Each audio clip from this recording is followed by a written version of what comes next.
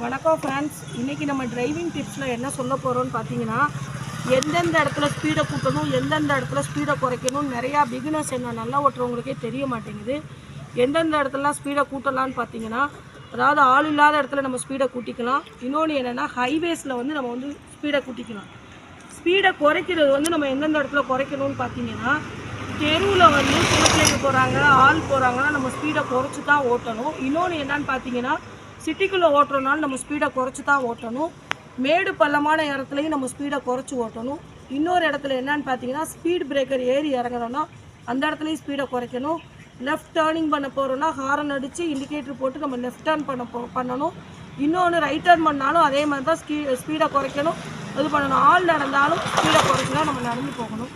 ஸ்பீடை குறைக்கணும், இந்த இடத்துல தான் ஸ்பீடை குறைக்கணும், இந்த இடத்துல ஸ்பீடை கூட்டணும். அதை தெரிஞ்சுக்கோங்க. அது தெரிஞ்சாலே நம்ம ஜெயிச்சிடலாம் டிரைவிங்கில்.